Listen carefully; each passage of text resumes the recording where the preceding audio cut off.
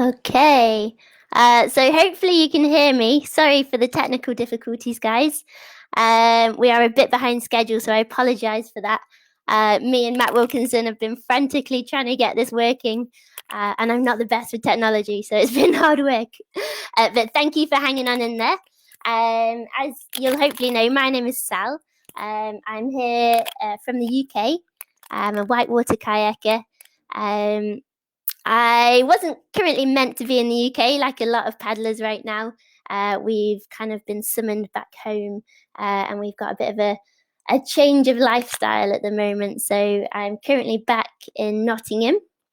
And for me, this is where it all began.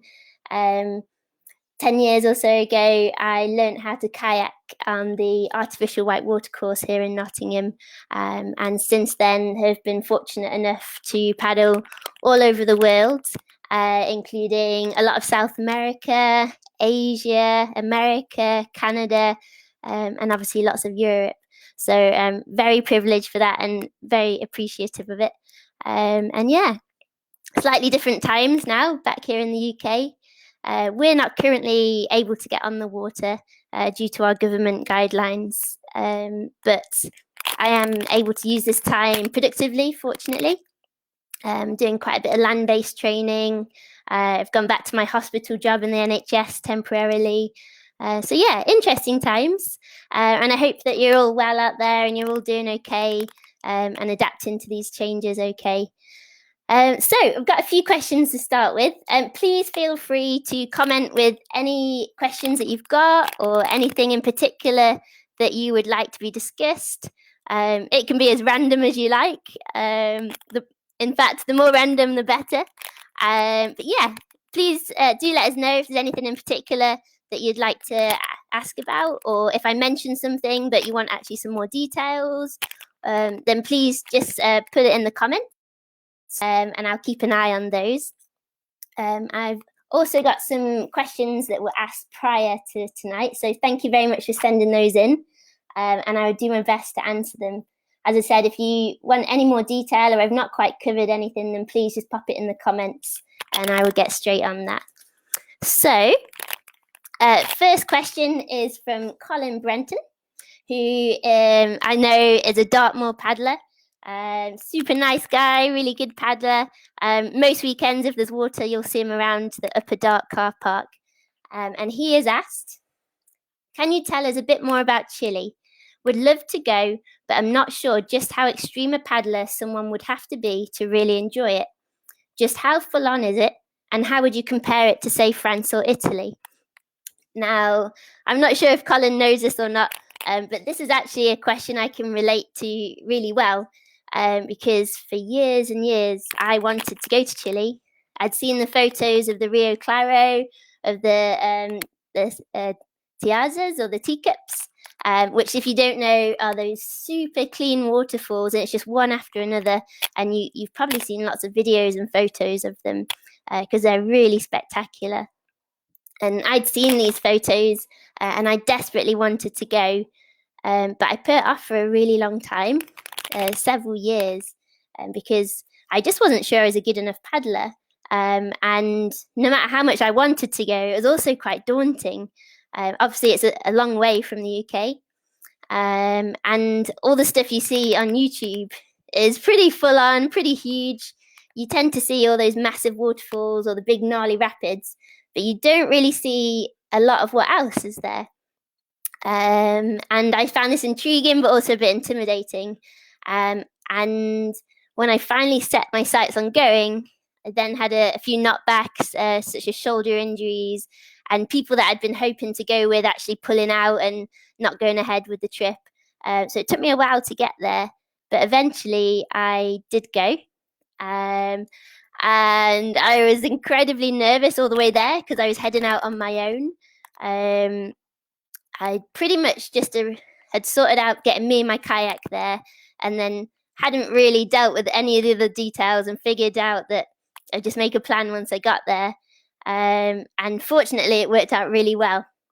So I can really kind of comprehend with you on this one, Colin, because I wasn't sure what to expect. But actually, I was surprised to see how much variety there is there, not only in the difficulty of whitewater, but also in the variety of style of whitewater.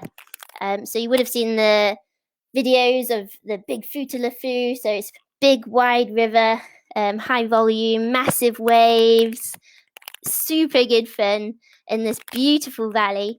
And then you've got something like the Rio Claro, which is really low volume, going through really tight canyons. So it's a lot of variety there in the style of whitewater. In terms of difficulty, and what level kayaker you should be to go to Chile, is a really broad question. But in my personal opinion, I've been a couple of times now, and I've been fortunate enough to work at Pucon Kayak Retreat there. I was actually managing there for 2 seasons, and we saw a whole range of clients coming through. You had your higher end paddlers that just want to they just want to charge and they want to paddle everything. They want to paddle all day, every day, and tick off all those classics. And then you've got also your paddlers that are only just getting into whitewater. We even had some people that we were taking out onto the lake to practice their role. So you really can cater for all paddlers, really. Just something you've got to bear in mind is a lot of these rivers, even the easier ones. So, for instance, the Siete Tazas, the 7 teacups. This is the easier section of the Rio Claro. Absolutely beautiful. And the waterfalls are pretty straightforward. If you've not run a waterfall before, they're going to be quite intimidating because essentially you're falling from a big height into a pool. But they're actually quite straightforward.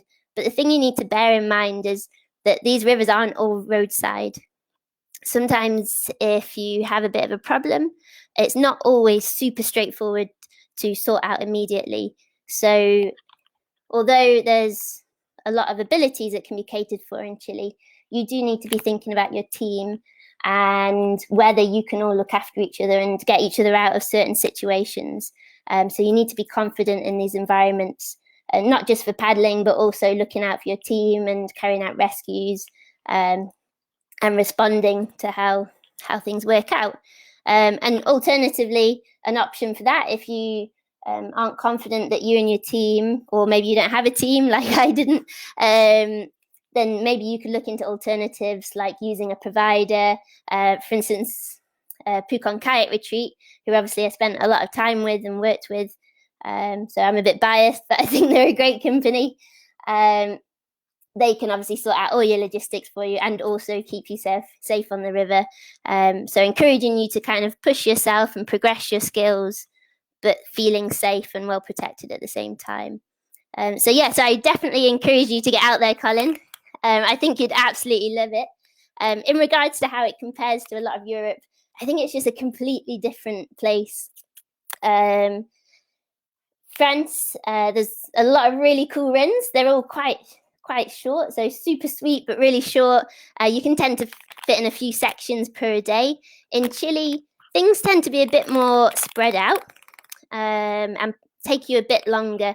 So you'll find that you'll probably only do 1, maybe 2 rivers a day, compared to France, where you might do several. But yeah, I definitely think that you should head out there and check it out. Do your research beforehand, and if you can, get a good crew together, or look into providers and start sending some emails around. Also, a good resource, Chile Guidebook. Mine is a bit abused, as you can tell, because it's been really well used. It's written by Tyler Curtis, Marion Sather, and Ben May. And that was definitely really helpful, especially when we were planning road trips and things. So do your research, and now's a perfect time for that. I think I got my book from AS Water Sports, but obviously you can probably get in a lot of places. And now, while things are a bit quieter and perhaps some people aren't at work and you're trying to fill your days and not get too low about not being out on the water, this is the perfect thing to do. You start doing your research and getting excited about your future adventures. And I definitely recommend Chile as a good adventure. Okay, so hopefully that's enough info about that one. If there is anything more specifically you would like me to talk about Chile, or anywhere really, or anywhere that I've been at, a lot of South America, then please do pop in the comments. I'm just having a little scroll through now. Oh, a lot of hellos. Hey, everyone. Yeah, cannot recommend Chile enough. And I would say it was a game changer for me. And I wouldn't have been able to predict how good it was for my paddling and my progression. And I learned an incredible amount from paddling there, as well as met a lot of lifelong friends, really, who I still paddle with now. So, yeah, if it's not on your list, get it on there. Okay, so the next question is from Caroline Louise, and she asks, what was it like paddling in Bhutan, and were you ever concerned for the group? I saw Steve Backshall's documentary and thought there were a few dodgy moments. That's a good adjective, dodgy. So, first of all, Bhutan, I cannot emphasize enough how incredibly special this place is. Obviously, this was my first time there. Bhutan's not the easiest place to get into until not that long ago. Actually, it was closed off to outsiders, but they have now opened their doors, and it is possible to visit this country. However, there are quite a few guidelines and ways that you have to go about that.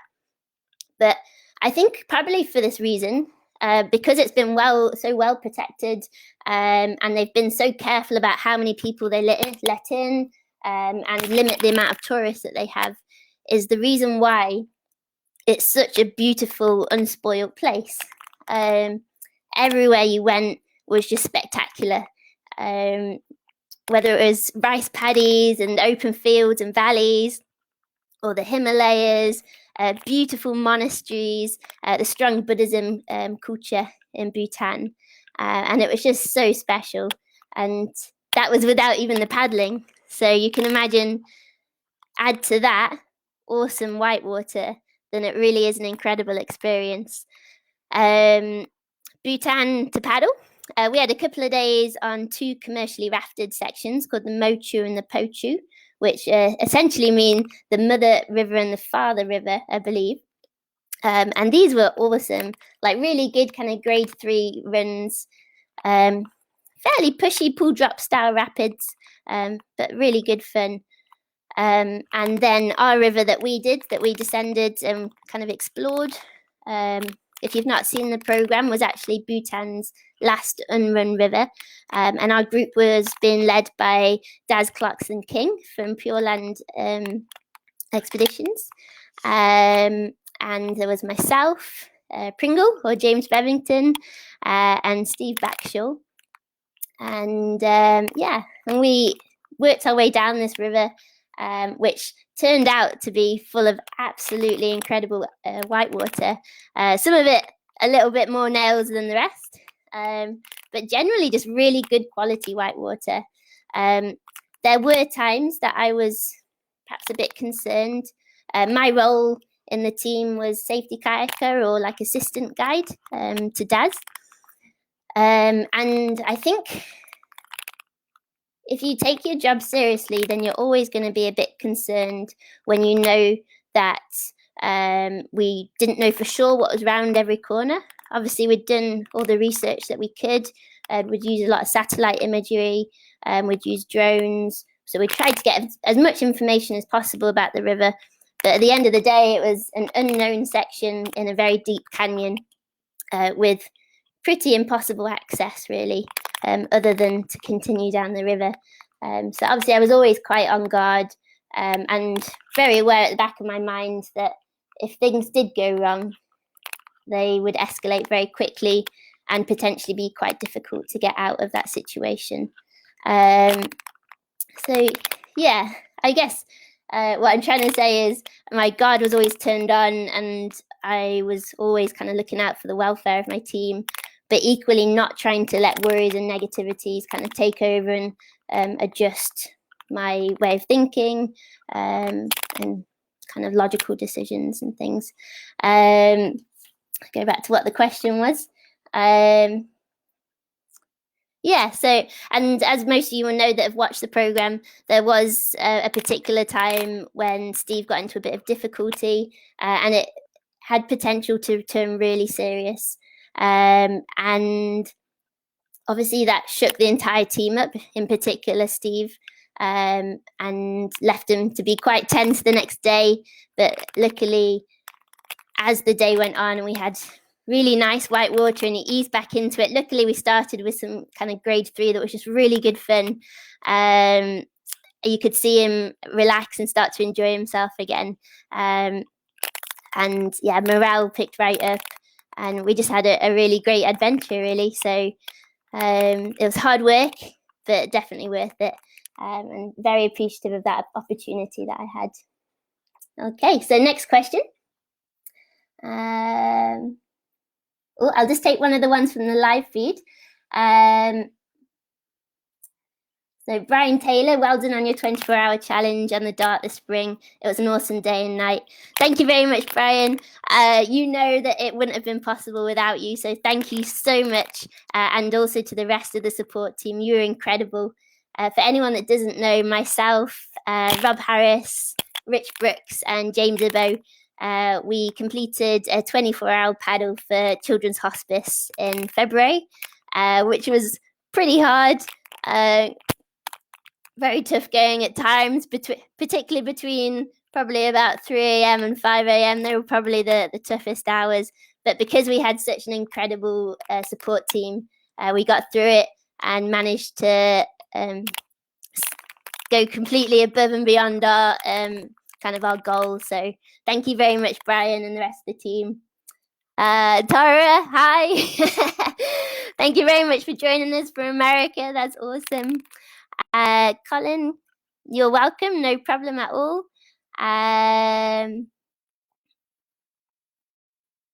Okay, and we've got one here. Naman, have you ever paddled in India?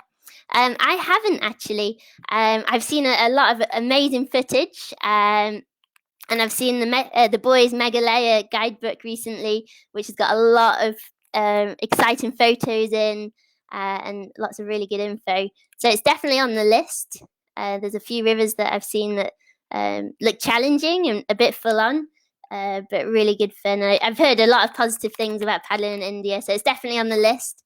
And yeah, I would love to do an adventure out there.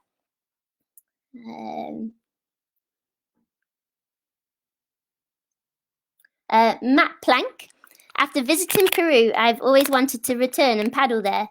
Any logical considerations getting equipment into the country and getting to the rivers once there? So I haven't actually paddled in Peru. I've visited Peru to see my friend John when I was heading out to South America for the first time, but it was just a short visit. So I didn't actually get to paddle. However, I know that there is some incredible paddling out there, a lot of really good multi-day adventures. And from what I understand, it very much is the adventure. It's not the kind of place you would go if you want to have lots of laps. It's not really like a smash and grab kind of place. It very much is more like an expedition type place. So you go, it may take you a couple of days to get to the river. Access isn't so easy. Everything's very spread out and quite far away. But once you're on the river, you're lined up to have an incredible adventure. I know friends that have flown kayaks out there. And I also know that there are some providers out there that can help you to get hold of equipment. In particular, it's worth speaking to rafting companies. They quite often have a few kayaks on offer that you would be welcome to rent. Obviously, there's going to be quite limited choice as it's not the easiest place to buy kayaks. So as long as you're happy to paddle a boat that perhaps wasn't your first choice, then there will definitely be in-country options for you. If you know that you are quite fussy about your kayaks, you'd probably prefer to try and fly one out there. Okay. Paul Fletcher, good question. What's your favourite river in the UK? This is a tough one, and probably a little bit biased because I spent most of this winter in Devon, paddling two very good rivers. One was the Upper Dart and the other was the East Lynn River. And And it'd be difficult to say which is my favourite because they're both really different. In terms of getting lots of laps and loads of good quality time on the river, I'd probably say the Dart. I spent majority of my winter there, and it was awesome for progression, really working on skills, working on fitness, working on strength. And I feel like I learned a lot from that river. We were especially lucky with the water levels. It ran for pretty much all of February, which for anyone that's based in the UK, you'll know that that's extremely lucky. And it varied so much day to day. It would be off the scale high one day, super low the next day. But I actually really enjoyed it at all those levels, and found plenty of challenges to work on. Yeah, I just think it's a really good river, and that's got to be one of my favourites. The other would be the East Lynn, which is also in Devon. And that one is a bit of a different style. It's a bit more pool drop style. And it starts out with some really nice flowing kind of grade 3, and then it starts to ramp up a little bit. There's a couple of bigger rapids, a gorge section. And then the lead out is just like a roller coaster, really. It's just kind of like grade 3, super fun, flowy white water. And it's just a really good day out with friends. There's an awesome little paddling community down there as well. And you're just guaranteed to have a good day. If you want to, it actually finishes in the sea. And there's quite often really good surf there. So if you wanted to, you could combine a lap of the river and a surf. So yeah, really cool place. They would be my top 2 UK rivers. Okay. So Giles Hartley. Hello, Giles. Nice to see you. So this is my good friend who I actually met out in France, but he lives in North Wales. And he says, what would you say the best chili boat is if you want to experience all the types of whitewater on offer? So that's a good question. I only would whitewater. Well, if you want to experience all the types of whitewater on offer. Okay. So I would say I mostly paddled my 9R2 there, which I think is a really good option. Like, I loved it in big water and low volume water too. And obviously it's a little bit bigger, so I had extra space for more gear in the back. If you can have 2 boats, then I would say the Ripper is an amazing boat for in Chile as well. I was fortunate enough to be able to borrow my friend Melissa's Ripper, which was really good fun, especially when I was based in Pucon, and the Chancura is right next to us. The lower section is kind of just like fun grade 3, which in a Ripper was awesome. There was loads of super little cool moves, lots of nice waves. So definitely appreciated having access to the Ripper whilst I was out there. But if I could only have one boat, it would be the 9R2, basically just because I love it. I just think it's a really nice boat to paddle. And yeah, I'd say a lot of what I was doing out there was the lower volume stuff with a little bit of Futalafru, bigger volume thrown in too. But I've also just got back from Ecuador, where I had the 9R2. And we had some big levels whilst we were there. There was a lot of heavy rain, so the rivers were actually pretty ramped up, which was different to what I'd expected. I kind of thought that Ecuador would be a lot of low volume stuff. I ended up being really varied, and I was really happy with the way that the Pyranha 2 performed on both of those types of river. So that is currently my go-to boat at the moment. Okay, right, we'll go to one of the pre-asked ones. Claire Rutter, she asks, what tips and or advice would you give specifically towards women and girls considering taking up paddle sports? So I think this is aimed at everyone, whether you're a guy, a girl, a kid, an adult, whatever. Like, if it's fun, just do more of it. Like, if you're having a good time, you naturally just want to spend more of your time doing it. And I definitely had a bit of an addiction. And as soon as I'd learnt to roll, and obviously not rely on other people to be kayaking with me, I was on a home pier all day, every day. Whenever I wasn't at uni or working, I was out in my playboat for 6+ hours most days. And I think this is how you progress. Like, I only spent so long on the river because I wanted to. I was having a really good time and I didn't want to leave. And I've got that to thank for learning, like picking things up quite quickly. And yeah, if you're having a good time, you'll naturally start doing more and more of it, and then you'll get better and better. And then as you want to challenge yourself and take on kind of more challenging rapids, or if you're doing freestyle, then more challenging moves, you're going to start working out what it is you need to work on to get yourself to that point. And you'll have that drive to practice particular drills or particular moves in order to allow you to paddle those harder sections or those harder rivers. And I think, yeah, you'll just naturally start moving towards those higher levels.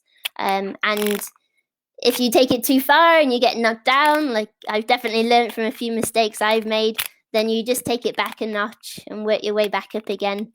Yeah, so I would say if it's fun, do more of it and keep doing it. Get your roll dialed. And then once you've got it dialed, just start playing around with it. Surf more, try more moves, start challenging yourself a bit more, and you'll naturally progress. And then you'll start checking out more rivers. I think as well, like, it's important to say that it's vital that I think it's vital that you are part of the team. You're not just a tag along or someone that the rest of the group are looking after. Like, you have your role in the team too. So I think it's really important to make sure that you're not only working on your personal paddling skills and your progression, you're also working on rescue skills and rescue situations, going through safety drills, and knowing that you can be there for your team and they can be there for you, so that you're a valuable part of the team. So I do recommend going on safety courses and making sure your rescue skills are dialed. It's not really possible for you to work your way up and progress to kind of the higher level rivers and sections unless you are able to be part of a team and be a valuable part of the team. So I think that's just as important as working on your personal paddling skills also. Right, we got now.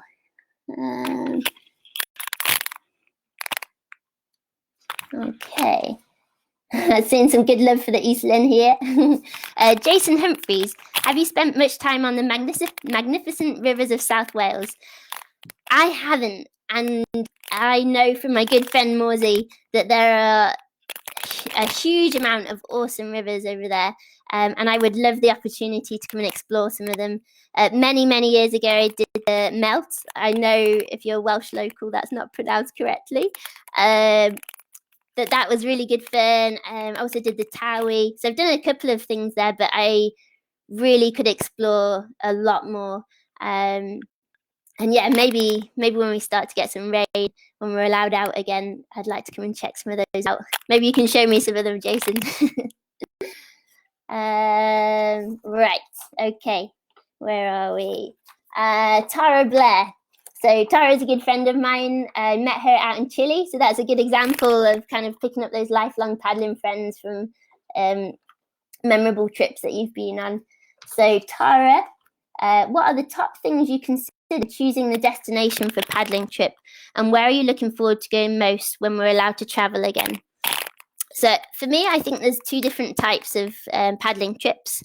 There's the trips where I just want to paddle as much as possible, and I just want to dial in skills. For instance, Ecuador, that's what I had planned for this February, and I wanted to go there to really just hone in on my skills and be somewhere where I knew that I could spend all day, every day kayaking if I wanted to, and I could just do lap after lap. And that's exactly how it turned out. There's also a lot of more remote expedition style paddling out there too, but I mostly went for the purpose of that repetition and the skills, and just coming back feeling like I'd learned something and that I'd progressed myself. And then the other type of trip is more the expedition style trip. So a bit more adventurous. You're perhaps going out there with a few more unknowns. You've done your research. but you're going to specifically check out this new area or this river that you've not done before. And it might be a bit more complicated logistics wise. The access might not be so easy. You might spend a good chunk of time just getting to the river, maybe doing some portaging, a lot of scouting, and you might not spend as much time paddling as you expect. You could also spend a lot more time paddling as you'd expect, but there's a lot more unknowns, and that's part of what makes it an adventure. You've gone there to explore, and you and your team are just going and checking it out and working it out, and that's a very different style of trip to me. So I think it's important to kind of decide what it is you want from the trip, whether you're going for as much paddling as possible or more the adventure and exploration side of things, and then you can start to decide where that's going to be and where's going to be most suited that style. I definitely came back from Ecuador feeling like I'd worked on a lot of my skills, and I came back feeling a stronger paddler, which if I'd gone there and mostly just done an expedition, I would have had a great time. I would have loved it, and I still would have got a sense of achievement and an amazing experience, but I perhaps wouldn't have been able to hone in on specific skills and come back feeling like I'd improved some of those skills. So I think it's about deciding what it is you want from the trip and then choosing your location, your team, and so on. So thanks, Tara. Good question. So Amy Williams. Amy is a British paddler, currently living in America. She's also recently been to Ecuador. She was there in February. And she asks, what's the best waterfall you've paddled and why? Also, have you ever done any slalom paddling? Okay, so we'll start with the waterfall question. I've run a few waterfalls, as some of you might know. Favorite is a tough one. I think I'm going to have to pick two. And the first one, I'm not even sure that you'd actually consider it a waterfall. It's called the Devil's Slide, and it's in Italy. And it's basically a really long slide, but it's made up of a combination of slides and free fall. And you've probably seen photos of it. It's quite iconic. And it's also a bit daunting because it's not quite as vertical as it looks in the photos, but it is pretty vertical. And it's one of those that if it goes well, you're absolutely ecstatic. If it goes wrong, it probably will go really wrong. It's not the kind of rapid you want to be upside down on.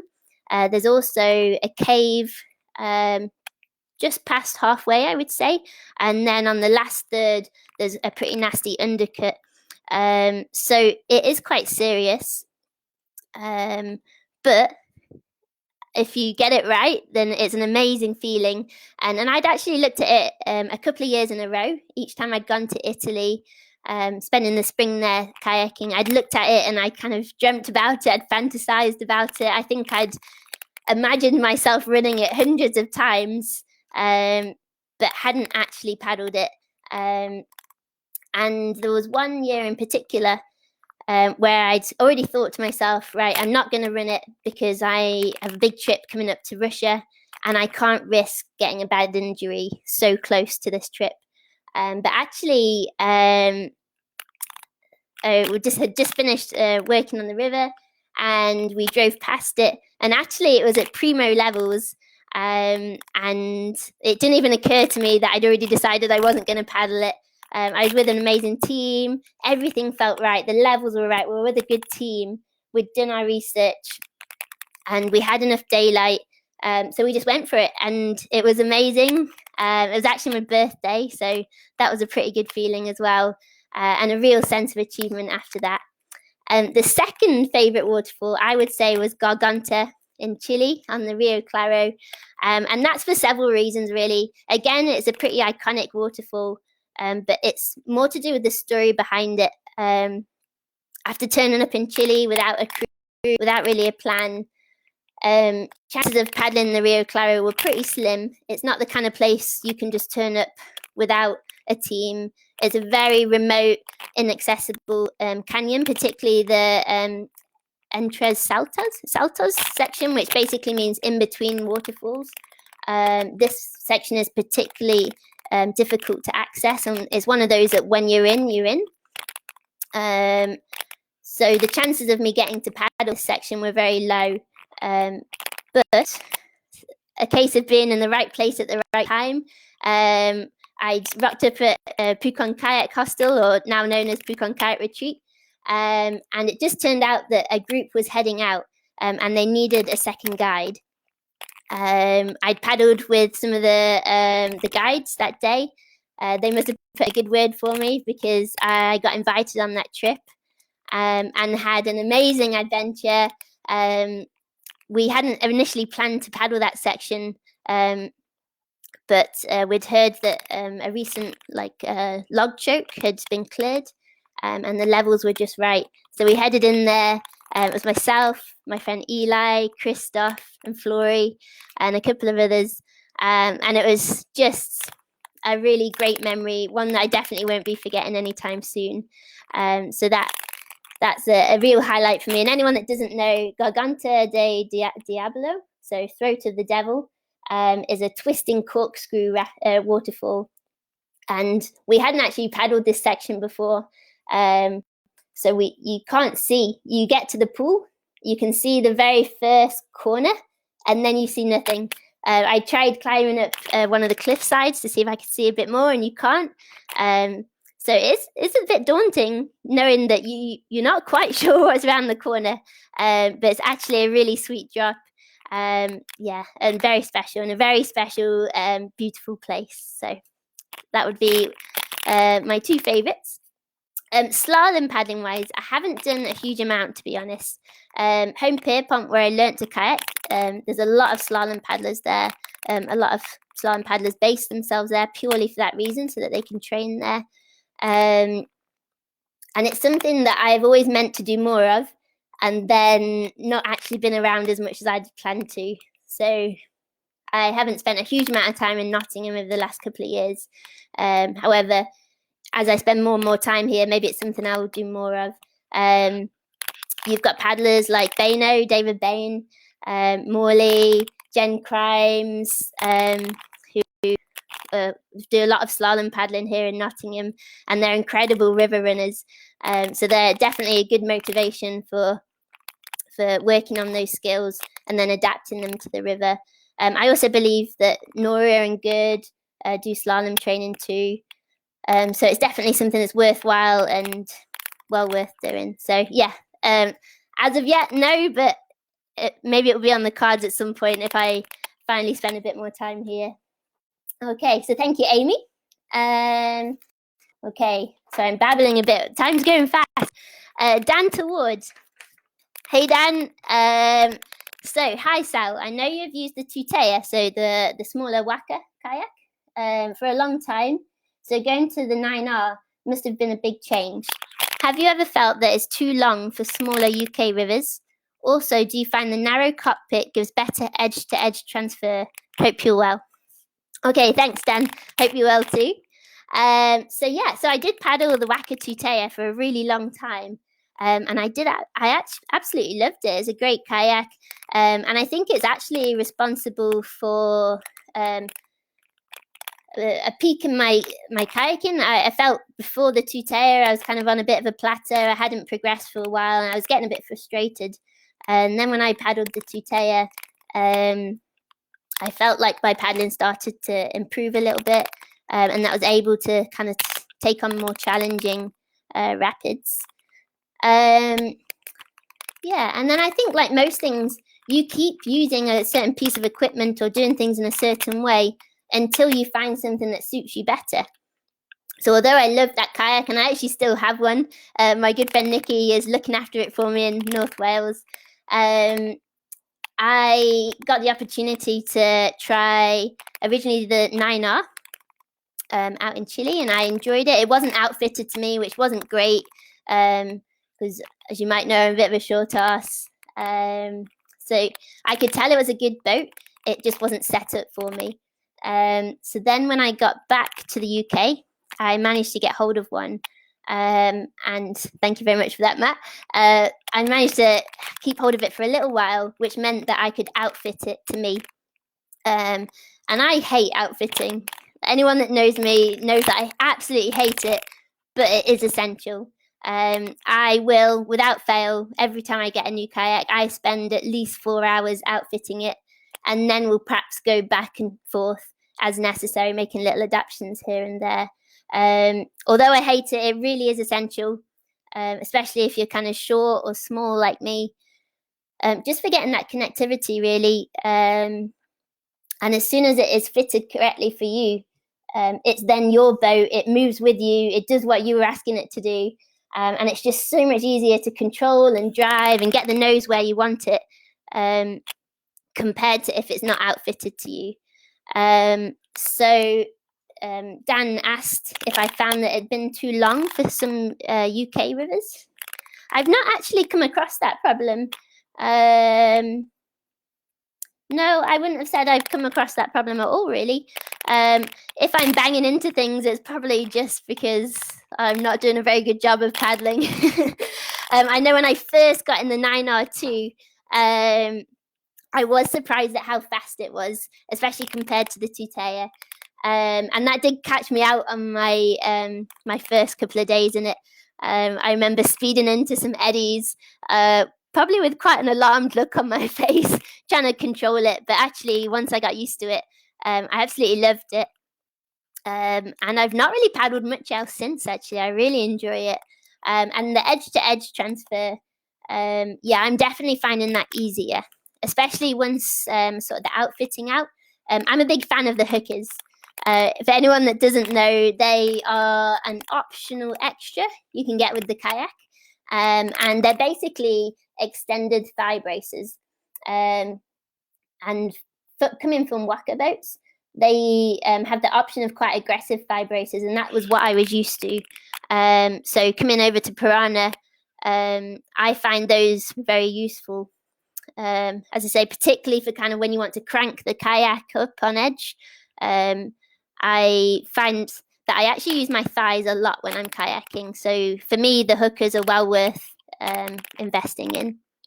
And in terms of transferring your weight, getting on edge and things, I do personally find it easier in the 9R or the 9R2 compared to Tutaya.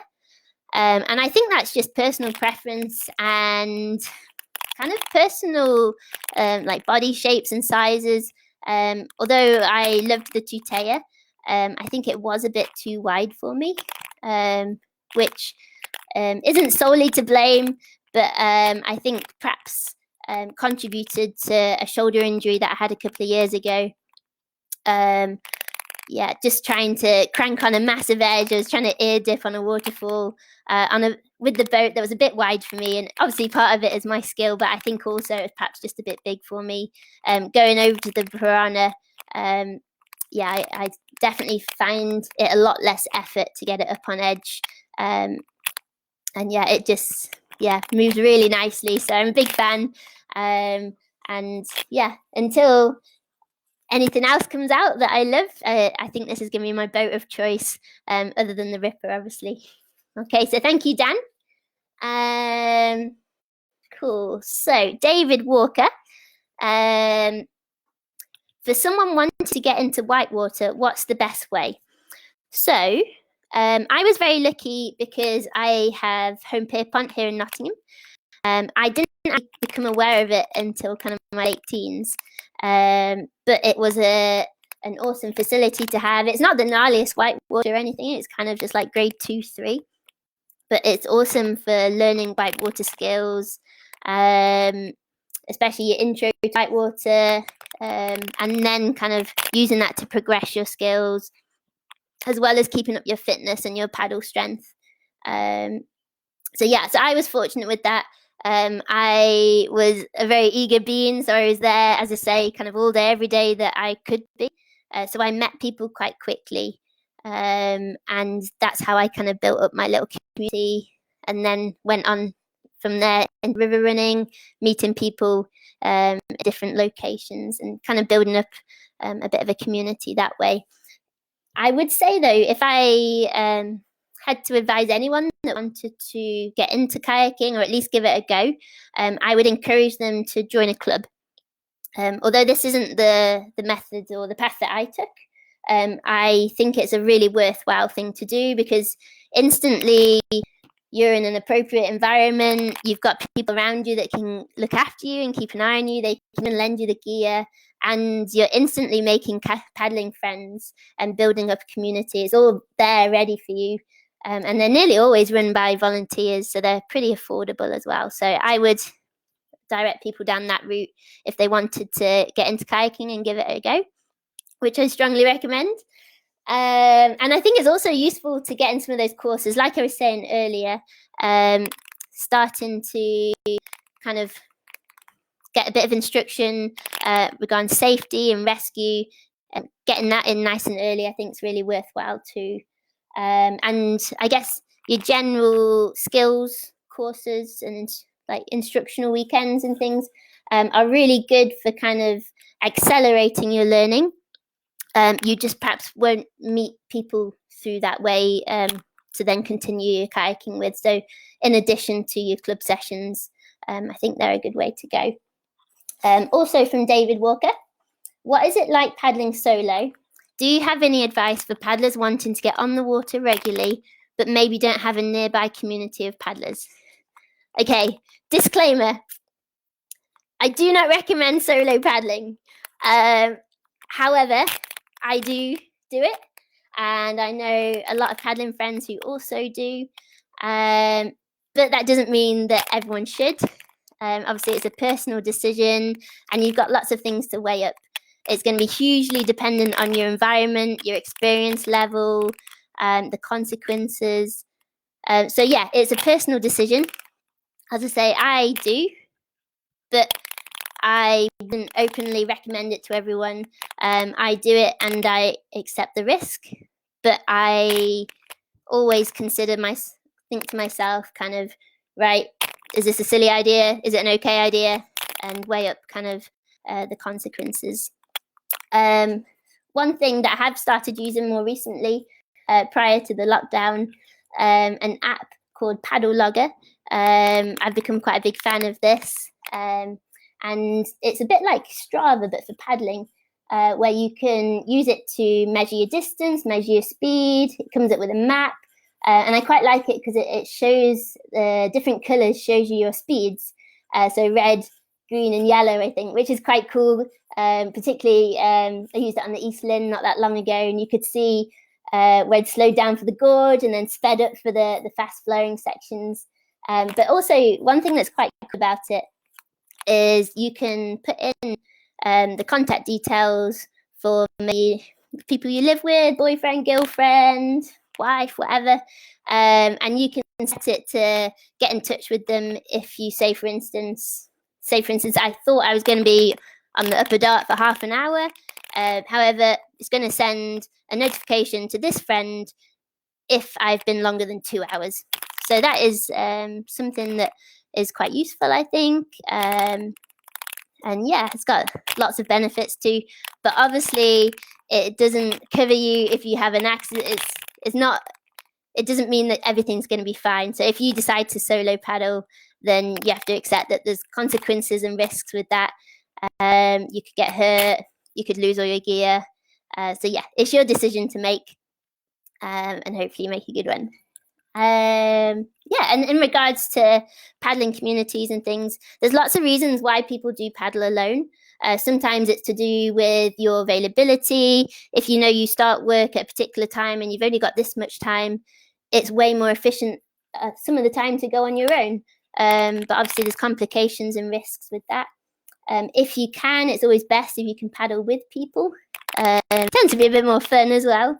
So if you don't have that community, you're new to an area, then things like Facebook are actually really helpful. There's loads of people all over Facebook, and usually lots of people keen to get out too. So worth looking into. Thank you, David. Okay, Jake Collins. What would you say has been your biggest breakthrough in technique for getting more control? And what's your favourite quote from Water in the Shadows? Okay, cool. First one, biggest breakthrough in technique. Ooh. It's always hard to pick one. Again, I'm going to go for two. Two's easier. Jake will know this well. When I was doing an internship with Gene 17 a couple of summers ago in Norway, the guys there, Jake and Jakob in particular, and Simon, they spend quite a bit of time working on forward paddling technique, which at first, oh, here we go again, but actually it was really helpful. And I think I actually have a lot of the progression in my paddling to I have that to thank for it, I think, because it really made me think about the efficiency of my stroke placement, what I wanted from the stroke, and how to get it. And it's not just forward paddling. Like if you think about it, all your paddling, say for instance the boof stroke, it is a forward paddle stroke. It's just a really good one. So I think that was actually a blessing in disguise, working on that so much. And I still do it now when I do my flat water sessions. I specifically concentrate on forward paddling technique, and I think that has really helped my paddling, and probably prevented a lot of injuries as well, I think. So I'm thankful for that. And another one I would say is, it sounds a funny one, but a breakthrough technique. It's one that actually got me into quite a bit of trouble the first time I tried it. But since then, working on it and progressing it, I think has actually really helped my paddling. And that's the ear dip. It might sound strange, but the first time I did it, it actually didn't go that well. I messed it up. I didn't pick the right waterfall to do my first ear dip on. And as a lot of you will know, I actually caused a lot of damage to my shoulder and had to go for surgery and consequently have a bit of time out for rehab and things. However, after that period and getting myself back over to Chile afterwards, and with the help of a couple of friends, in particular Casey Bryant Jones, actually started in the ear dip properly, the way you should do, and on a more appropriate waterfall. And it went well, and we kept working on it. We were lucky enough to be just down the road from the Paugin, so the perfect kind of playground for working on techniques like these. And I think it was really good for me. As I said, got used to paddling the tutea, and I had been quite a flat paddler in it, I think, which I hadn't realised. So then when I started trying to crank it up to do the ear dip, I found it very difficult. But now that I've worked on that and kind of pushed myself through it, and started paddling boats like the 9R, it's really taught me how beneficial it is to use your edges more, to crank things up. When you're going for that big boof, getting the crank first, and you can just absolutely fly. And really good, feel good sensation, and also just really good for getting you away from that boiling water and things too. So I'd say they're pretty breakthrough techniques for me. And what we do in the shadows, I think you're referring to Peter. There's quite a few good quotes from that one though.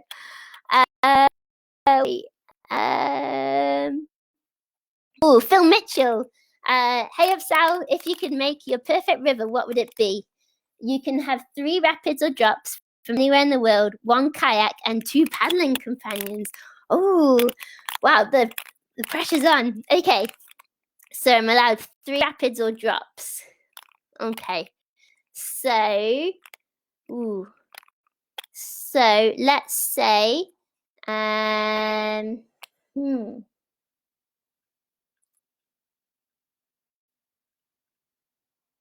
So let's say double drop from the Paugin, just because it's a fun rapid, but I also think it's super good for your technique and just really good fun for lapping and working on skills.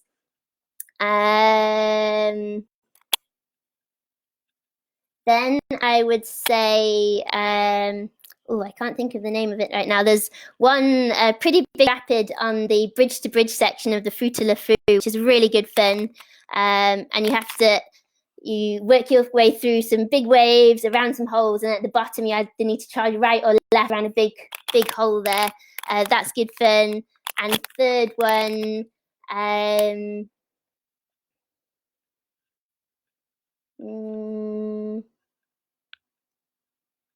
Crooks one on this lin. So it starts off with a booth drop through a narrow channel, and then it wants to push you right, and you have to charge left and get the booth. It's a pretty good one too. Had a few nice lines. Have also been spanked on it a good amount too. So I think that's a good one for not letting you drop your guard, but also kind of rewards you really nicely when it goes well. One kayak. It's going to be the R2. I'm planning to paddle the Ripper a lot more this year, so maybe that will change. But at the moment, it's 9R2 and 2 paddling companions. Oh, this one's tough.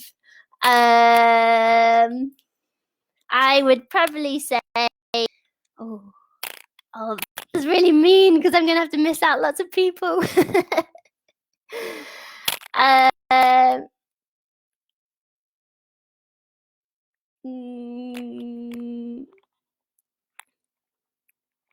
Okay, I'm going to go with 2 separate pairs because this is too hard. Tom Rainey and Simon Morse, or Eli Castleberry and Casey Bryant Jones. Oh, it's a tough one. This one, Phil. Okay, Anna Jarvis, what advice would you give someone running a waterfall for the first time? Okay, good question. I think it's a really, really good idea to pick your waterfall correctly. It's easy to get injured if you pick the wrong waterfall, or it's at the wrong water level, you're not with the right crew, or you're not the right equipment, then you can get hurt easily. So I think initially for your first ever waterfall, I think it's best to pick one that's not too high, so that you don't risk kind of having a bit of a flat landing and hurting your back. Because obviously these are things that we need to work on, but we need to kind of work on them in an environment that isn't too scary or overwhelming. So if you can pick something that's quite straightforward and fairly small, so ideally pool, smallish drop to flat pool, then that's going to start you off really nicely.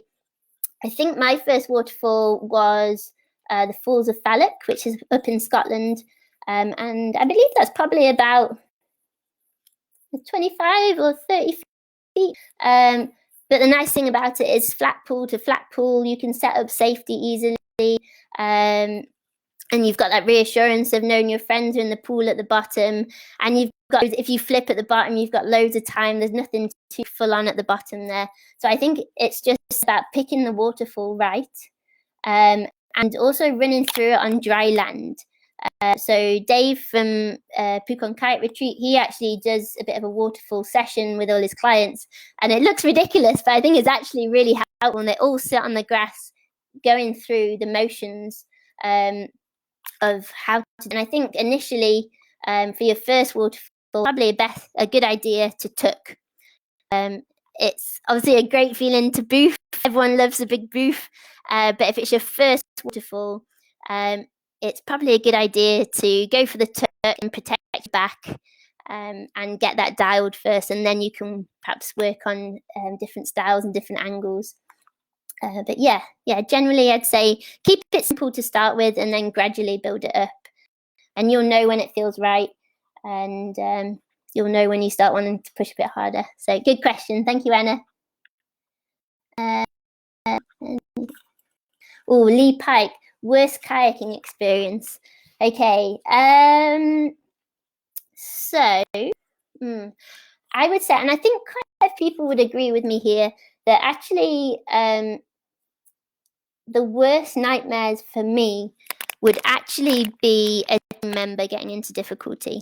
So for instance, like in Bhutan, seeing a teammate in not ideal situation, and knowing that things can get really bad really quickly is perhaps one of the things that's always at the back of my mind, and would personally be a very bad experience. That actually concerns me more than my own experiences. And I guess that's probably a shared thing, or maybe I'm a bit weird, I'm not sure. But yeah, it would be a teammate getting into a bad situation. And if I were able to help them when they needed me, that would be my biggest worry. I guess personally, the injury I sustained to my shoulder, that was probably my kind of worst kayaking experience, because I knew that it was going to affect the rest of my trip. I still had a month left in Chile. We were heading to the Fou de la Fou the next day, and it was going to be my first time ever at the Fou de la Fou, and we planned to be there for a month. So for me, that was a pretty big hit, and kind of hard to digest. I also had a bit of a bad experience when I got stuck in a big pour over. It was actually the first day of 2018, I believe, January the 1st. And I actually was unconscious and had to rely on my friends to kind of get the river and sort me out. But as I say, that affected my friends more than it affected me. I was barely present for that experience, whereas it was my friends that had to kind of deal with that, and probably still have images of it. So yeah, I think for most people it's probably more about the team than them personally. So yeah, good question. Thank you, Lee. So where are we? Joey Chapman. So Jerry is a huge part of Landisel paddlers. He is probably one of the most committed and motivated coaches I've ever met. Yeah, and the kids in the club are just awesome too. Yeah, they are absolutely keen for it, and there's some little shredders in there. I was fortunate enough to meet a lot of them in February, I think it was. And yeah, that was an awesome weekend. So thank you, guys. Joey says, what do you feel, Sal, makes a good role model in paddling for older and younger generations? He's got a second question, but we'll come to that in a minute. I think being a good role model, I'm not sure I'm classed as one of those or not really. But I guess in my opinion, it would probably be someone that works and puts the time and the effort in without particularly complaining or moaning to work towards their goals. Someone that's really self-driven and motivated. They know what they want and they know what they need to do to get there, and they're hard working. I think that's pretty inspirational. And I guess, yeah, just pushing your own limits, but not being like really stupid and reckless with it, like logically kind of working your way forwards and styling stuff. Like you can be really ballsy and step up to big stuff. I've probably stepped up sometimes to stuff that like I wasn't quite ready for and learned some pretty lessons. But I think it's more impressive to watch someone step up to something but absolutely nail it and style it. My friend Casey, one of the smoothest paddlers I know, and sometimes he runs hard, sometimes he runs easy stuff, but he styles it. And if he doesn't quite get it right, he goes and does it again, and he makes things look super flawless. And I would say he's one of my biggest role models. And I would say he doesn't always run the biggest, gnarliest stuff. Sometimes he does, but not always. But it's his control and his skill, and just seeing him work hard to get to that point. So I would say that that's a really good role model. Joey's second question: how do you get your head in the right place before an expedition or river trip? Okay, so I guess there's a few parts to this. It's not just a case of kind of looking at a rapid and yep, all good, off I go. There's going to be a few elements to it. So for instance, you see a horizon line come up, you get out your kayak, you go and look at the line and at the rapid. And I guess the process I go through is I look at the rapid. I tend to stand on my own and just quietly look at it. I don't like too much noise and chatter going on. I I might kind of talk to one friend and say, hey, I'm thinking of this. What do you think's over there? Well, I can't quite see this. What do you think about that oil or something? But generally, I'll quietly look at something and just get alone, really. If I look at it, I'll perhaps have a look briefly for the hazards and places I definitely don't want to go and to be aware of, but I won't completely concentrate on them. I'm more so looking at where they are and the risk of coming into difficulty with them. And okay, if we're running this, where do we want our safety setup? I'm then looking at the line, and I'm going to choose my line. I'll perhaps check with the rest of my team if they're thinking a similar line. Not, okay, what line are you thinking? Why do you think that one over this one? And pick the line that I feel is more suited to my style of paddling, or maybe I can compare it to previous experiences on similar rapids. And I will look at that line, I'll look at it from different angles, and I'll decide whether I think I can it. And usually, I think most people probably get this, but you start to get that feeling of confidence come through you. And if it's a line that you think you can make, you want to go run it. It's not a case of having to talk yourself into it. You want to do it. If you're looking at it like with full of dread and uncertainty, then it's probably not right for you. And maybe at least today you should walk around it. If you're getting kind of excited buzz and confidence, then that's a good feeling to go off. And as I'm walking back up towards my boat, obviously by then we've set up safety, we've decided who's going first and things. As I'm walking back up the river, I'm still looking at my line. I want to see where my land points are as I'm walking up. And then by the time I get in my kayak, I feel ready and focused and know exactly what I'm going for. And then give the thumbs up and go. So I guess it's a case of kind of focus, logical thinking and confidence, and no negativity. I've been over before with a couple of people in particular who perhaps haven't wanted to run a rapid themselves, but don't want to be kind of upstaged, or they don't want to be the one that walks around it, particularly if you're like a small squeaky girl and they're a big strong guy.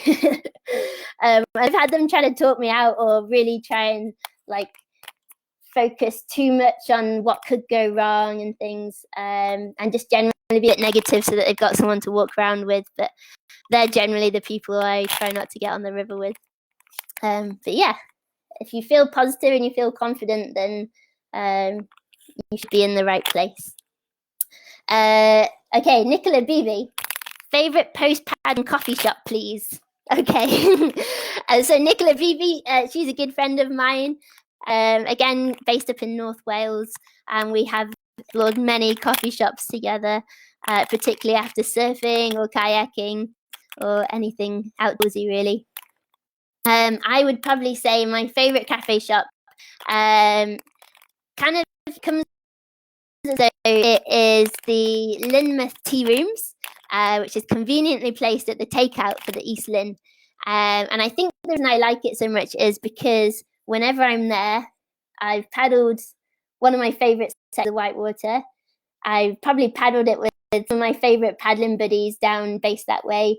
And we've usually come off the river, having an awesome time. Everyone's buzzing. We've just had a great day, and we're finishing it off at the coffee shop, probably for a big piece of cake. That, I would say, is probably one of my favourite places, more so because it comes as a package of an awesome day. And then shortly after that, we'd probably make our way to the Thatch pub over in Croyd for a humongous dinner. And then pass out ready for another day, the next day, hopefully. Okay, so Stu Watson from Dewar Stone, as a lot of you will probably know. What happens in September? Asking for a friend. Well, Stu, everyone knows that September is for squirting, hence why it's called Squirty September. So that is the month to get out your rippers, your braps, whatever, and just get squirting. Okay, so Suzanne, hi, I'm just catching this, so I hope this was not I haven't paddled whitewater in 10 years. I would like to get into playboating. What playboat would you recommend to learn to playboat?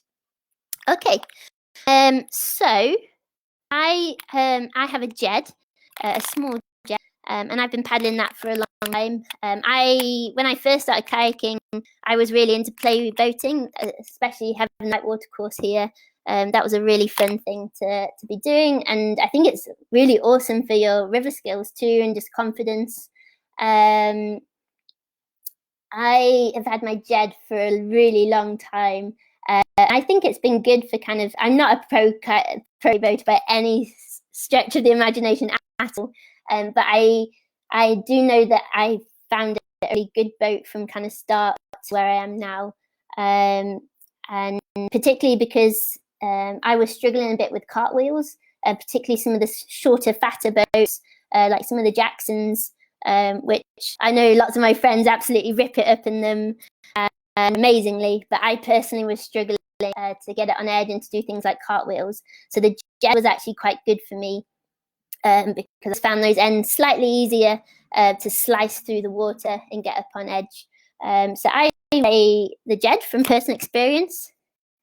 If it's more kind of river play, because you said that you've not done whitewater for quite a long time, so you could find the typical smaller playboat at the Jeds, pretty unstable.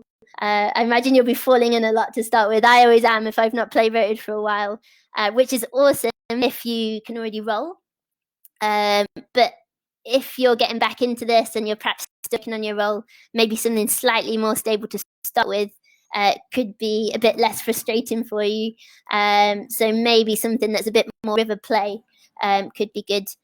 Just what you're after, really. But yeah, good question. Thank you. What got here? So Meg Edmonds. Oh, where's it gone? Hi, Mike. 1. What drives you to keep pushing yourself to kayak harder water and smash so many challenges you've faced? Oh, thanks, Meg. I guess kayaking has just become a huge part of my life. As lots of my friends will know, I haven't most kind of typical or straightforward kind of path in life. Prior to kayaking, well, I guess I trained around the same time that I kind of got into kayaking. I did physiotherapy at university, and I still do some work in healthcare, particularly since the virus outbreak. I've gone back to helping in the NHS. I've taken a very different path to a lot of my other hospitals, who I think still think I'm a bit mental.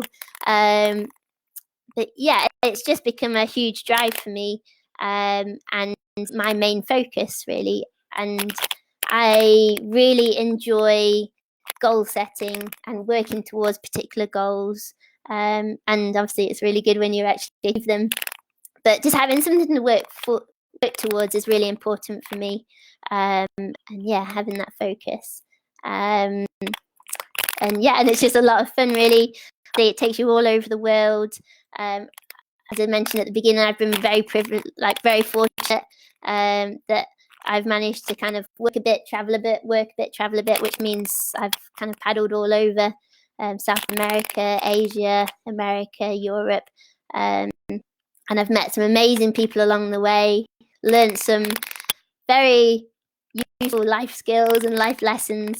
So yeah, it's just a world that I very much enjoy being a part of, and can't really see myself not being part of the paddling world. Yeah, really important to me. So thanks, Meg.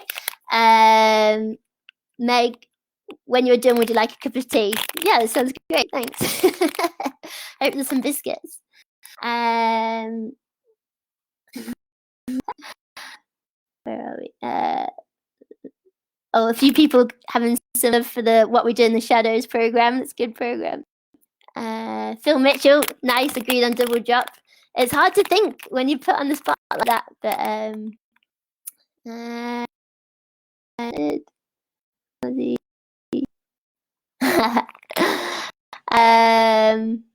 Simon Moores, where's your favourite Apres Kayak Cafe hangout? So I've already answered that one. This might have got, sorry, I'm a bit behind with some of the comments, but as you will probably agree, it's probably got to be Lynmouth tea rooms. with many a post-kayaking coffee and cake.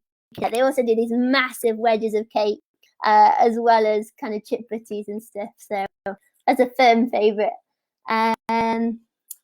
Okay, Matt Wilkinson, so Mr. Pyranha. What's the most memorable thing you've learned about or through kayaking?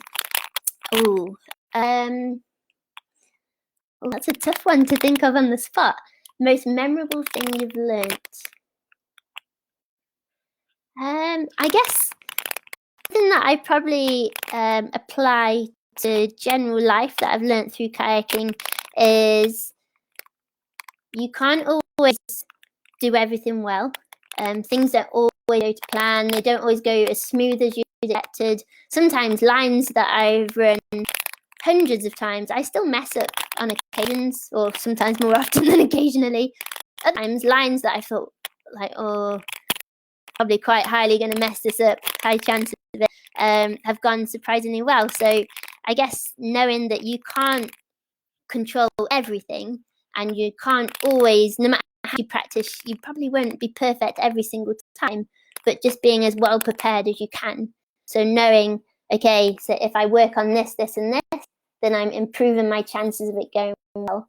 And I've applied that to a few different parts of life. Lots of things where I've been pushed out my comfort zone, or things, for instance, last year I was asked to do some public speaking and some talks, raising funds for Wildland Trust Rainforest Conservation, and I'd never done public speaking or anything like that before, so I was really nervous, but I made a plan of how I was going to prepare for them, and how I was basically going to try and make it as kind of easy and comfortable as I can and do a good job of it. So I guess it's like you prepare for a kayaking trip, applying that to general life and thinking, okay, I'm nervous about this, what can I do to prepare for it and increase the chances of it going right? So yeah, so I'd say that's a pretty good one to learn. Darren Clarkson-Kin, again, abs. How I like my cake too much. Well, as you know, I very much like cake. I'm a big fan of cake. I'm quite a fan of exercise, and everyone that's around me will know that I'm a bit of a nightmare to be around if I've not exercised. As my Casey says, I'm a bit of a hyperactive toddler sometimes, and I also become really grumpy if I've not been exercised. So at the moment in the UK, we're not actually allowed to on the water for obvious reasons. So it's been a case of being a bit irritable and changing plans a little bit. So I've been doing before and after work, been running or cycling, and then also using a local field to do some workouts. And just generally try and work on things that are going to help for when we can go kayaking. So lots of upper body, lower body, abs, a bit of everything, really, fitness. And yeah, just trying to prepare as best as we can whilst we can't get on the water. So yeah, hopefully that's answered your question, but I do very much like cake. Hi from Landissel Paddlers Canoe Centre and Club, big up. I'll look forward to seeing you again. Thank you for the kind words. Thank you guys. You're all awesome. Hello from New Zealand, Matt Blackwell. Hey Matt Blackwell, happy birthday for yesterday. I hope you had a good day. And I'm looking forward to when we can get out on the river again. It's been a little while, but hopefully we can get laps in soon. Okay, right, have I missed anything?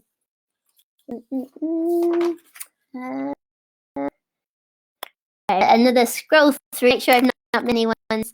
Questions.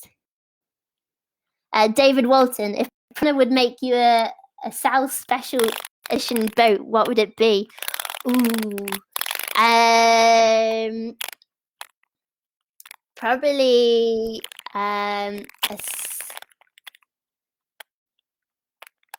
a ridiculous coloured ripper. All the craziest colours you could think of, a bit like someone had vomited a rainbow all over a kayak, as bright as possible. Probably the ripper, I think. But no, I'd have a think about that. Oh, we got a nice greeting there from above and below. Awesome kayak shop over at Lee Valley. Super nice guys. Everything you need. Yeah, they'll be right there to put you out. Obviously, they're not open at the moment, I don't think, but they're active on Facebook and things. So shoot any questions. If you can, when we're out and about again, please go pay them a visit. A lot of smaller businesses will obviously appreciate your business when we reopen again. They've taken a bit of a hard hit during these times. So yeah, if you can, please go and support our smaller kind of kayak shops and canoe shops. And yeah, try and spread the love a little bit after this difficult time. Kester, hey Kester, going.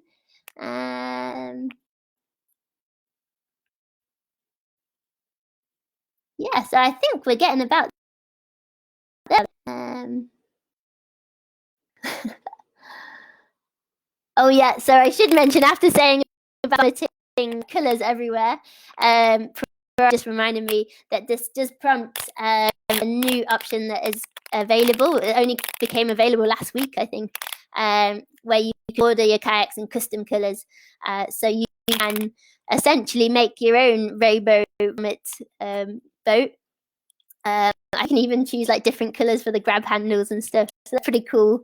And I'm expecting, when we're all back on the rivers, to see some pretty awesome colours going on. So that's going to be cool. As I say, if you can, obviously everyone's in different situations right now. Some people are able to work, some people are not. So if you are in a position where you can, obviously when this is over, if you can try and support some of your local dealers, obviously at Pyranhas, yeah, and just support where you can, that'd be awesome. We've probably got a little bit of work to do after all this is finished to kind of pick everyone back up again, but yeah, I know here in the UK we've got an awesome community, and yeah, I think people are going to be helping each other, which is really cool. Yeah, so Molly, awesome intel, Sal. Thanks for sharing your wisdom and enthusiasm and motivation. Thank you very much. Morzy is a good friend of mine and had many good days on the river with him. He's someone that I always call upon for a last minute laugh. So thank you very much. I think that's it. We've gone well over time. And again, apologies for the late start, the technical issues. But thank you very much for everyone that got involved. Thank you for listening to me babble for so long and getting your question over and things.